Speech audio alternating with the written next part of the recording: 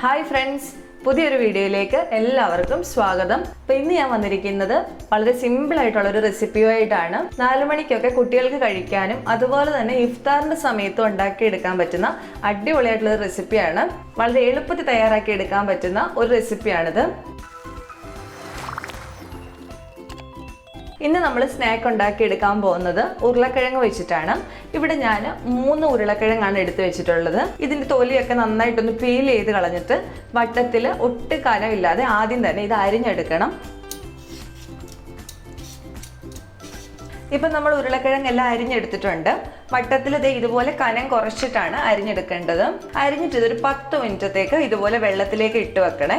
ഇതിവിടെ ഇരിക്കട്ടെ. ഈ സമയം കൊണ്ട് ഇതിലേക്ക് ആവശ്യമായിട്ടുള്ള ബാറ്റർ തയ്യാറാക്കി എടുക്കാം.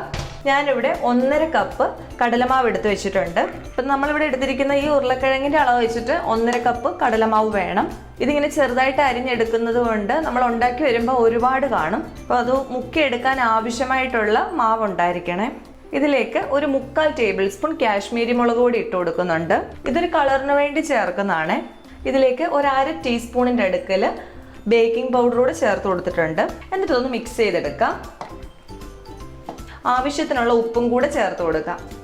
ഇപ്പോൾ ഈ പൊടികളെല്ലാം കൂടെ ഒന്ന് മിക്സ് ചെയ്തെടുത്തിട്ടുണ്ട്. ഇനി ഇതിലേക്ക് വെള്ളം ചേർത്തിട്ട് കുഴച്ചെടുക്കാനായിട്ട് പോവാണ്. ഒരുപാട് വെള്ളം ചേർക്കരുത്. നല്ല കട്ടിയുള്ള മാവായിട്ടാണ് നമുക്ക് വേണ്ടത്. എന്നാലേ അത് ആ ഉരുളക്കിഴങ്ങയിൽ നന്നായിട്ട് പിടിച്ചിരിക്കത്തുള്ളൂ. കുറേശ്ശെ വെള്ളം ഒഴിച്ചു കൊടുത്തിട്ട് ഇതൊന്ന് കലക്കിയെടുക്കാവേ. ഇപ്പം നമ്മൾ മാവ് കലക്കി എടുത്തിട്ടുണ്ട്.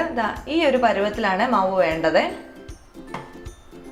ഇനി ഈ ഉരുളക്കിഴങ്ങിലെ വെള്ളമൊക്കെ ഒന്ന് കളഞ്ഞെടുക്കാം. ഈ ബാറ്ററിലേക്ക് ഉരുളക്കിഴങ്ങൊക്കെ ഇട്ട് കൊടുക്കുന്നതിന് മുമ്പ് ഇതിലേക്ക് ആവശ്യത്തിനുള്ള ഉപ്പൊക്കെ ഉണ്ടോ എന്നൊന്ന് ടേസ്റ്റ് ചെയ്ത് നോക്കിയേക്കണേ. ഇനി ഈ ഉരുളക്കിഴങ്ങ് ഓരോന്നായിട്ട് ഈ മാവിലേക്ക് ഇട്ട് കൊടുക്കാം. ഇനി ഇത് ചെയ്യേണ്ടതെന്ന് വെച്ചാൽ ഈ മാവിൽ ഇതുപോലെ നന്നായിട്ട് കോട്ട് ചെയ്തെടുത്തിട്ട് വേണം എണ്ണയിലേക്ക് ഇട്ട് കൊടുക്കാനായിട്ട്. ഇതിൽ മാവ് ഉണ്ടായിരിക്കണം, എന്നാലേ കഴിക്കാൻ രുചി ഉണ്ടാവത്തുള്ളൂ കേട്ടോ. അപ്പോൾ ഇനി ഇത് എണ്ണയിലേക്ക് ഇട്ട് കൊടുക്കാം. ഇപ്പോൾ എണ്ണ ചൂടായി വന്നിട്ടുണ്ട്. ഓരോ പീസായിട്ട് മാവി മുക്കിയിട്ട് നേരെ എണ്ണയിലേക്ക് വെച്ച് കൊടുക്കാം. ഞാനിപ്പോൾ വീഡിയോ എടുക്കുമ്പോൾ കാണിക്കാനുള്ള സൗകര്യത്തിന് വേണ്ടിയിട്ടാണ് ഉരുളക്കിഴങ്ങ് എല്ലാം കൂടെ മാവിലേക്ക് ഇട്ട് കൊടുത്തത്. നിങ്ങൾ അങ്ങനെ ചെയ്യണ്ട. ഓരോന്നായിട്ട് എടുത്ത് മാവി മുക്കിയിട്ട് നേരെ എണ്ണയിലോട്ട് ഇട്ട് കൊടുത്താൽ മതി. അല്ലെങ്കിൽ നമ്മൾ ഈ ഉരുളക്കിഴങ്ങ് വെള്ളത്തിലൊക്കെ ഇട്ട് വെക്കുന്നതല്ലേ, അതേൽ വെള്ളം ഉണ്ടെങ്കിൽ ചിലപ്പം മാവ് ലൂസായി പോകാൻ സാധ്യതയുണ്ട്. ഇതൊരു മീഡിയം ഫ്ലെയിമിൽ വെച്ചാൽ മതി. ഉരുളക്കിഴങ്ങും കൂടെ ഉള്ളൊക്കെ ഒന്ന് വേവണമല്ലോ. എത്രയും കനം കുറച്ച് അരിഞ്ഞെടുക്കാവോ അത്രയും കനം കുറച്ചിട്ട് വേണം അരിഞ്ഞെടുക്കാനായിട്ട്. നമ്മൾ ഒരു ബാച്ച് ഇട്ട് കൊടുത്തിട്ടുണ്ട്. ഇതൊന്നായി വരുന്ന സമയത്ത് ഒന്ന് തിരിച്ചങ്ങോട്ട് ഇട്ട് കൊടുക്കാവേ. ഇത് ഉണ്ടാക്കിയെടുക്കാൻ നല്ല എളുപ്പമാണ്. മറ്റ് സ്നാക്കുകളൊന്നും ഉണ്ടാക്കുന്ന പോലെ ഉള്ളി അരിയാനോ വഴറ്റാനോ അങ്ങനെ യാതൊരു പരിപാടിക്കും പോകണ്ട. ഉരുളക്കിഴങ്ങ് അരിയുക, അതുപോലെ മാവ് ഒന്ന് പെട്ടെന്ന് കുഴച്ചെടുക്കുക, പിന്നെ എണ്ണയിലേക്ക് ഈ മുക്കിയെടുക്കുന്ന പരിപാടിയേ ഉള്ളൂ. ഒക്കെ എളുപ്പത്തിൽ ചെയ്യാൻ പറ്റും. കുട്ടികൾക്കൊക്കെ നല്ല ഇഷ്ടപ്പെടും. അവർക്ക് കുറച്ച് ടൊമാറ്റോ സോസ് ഒക്കെ കൂട്ടി കൊടുത്താൽ നല്ല രുചിയായിരിക്കും കഴിക്കാനായിട്ട്. ഒരു വലിയ ഉരുളക്കിഴങ്ങ് തന്നെ എടുത്താൽ അത്യാവശ്യം നമുക്ക് കഴിക്കാനുള്ളത് നല്ല എമൗണ്ടിൽ കിട്ടും. കാരണം നമ്മളിങ്ങനെ കനം കുറച്ചിട്ടാണല്ലോ അരിഞ്ഞെടുക്കുന്നത്. ഇപ്പോൾ ഇത് നന്നായിട്ട് ആയൊക്കെ വരുന്നുണ്ട്. ഈ സമയത്ത് ഞാൻ തീ കൂട്ടി വെച്ചിട്ടുണ്ട്.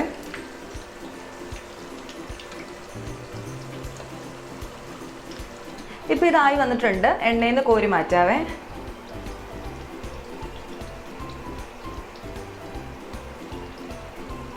ബാക്കി ഇരിക്കുന്നതും കൂടെ ഇതുപോലെ തന്നെ വറുത്തെടുക്കാം. ഇപ്പം നമ്മളിവിടെ പൊട്ടറ്റോ പക്കോടയാണ് റെഡിയാക്കി എടുത്തിരിക്കുന്നത്. അടിപൊളി ടേസ്റ്റാണ്. കുട്ടികൾക്കൊക്കെ വളരെ ഇഷ്ടപ്പെടും.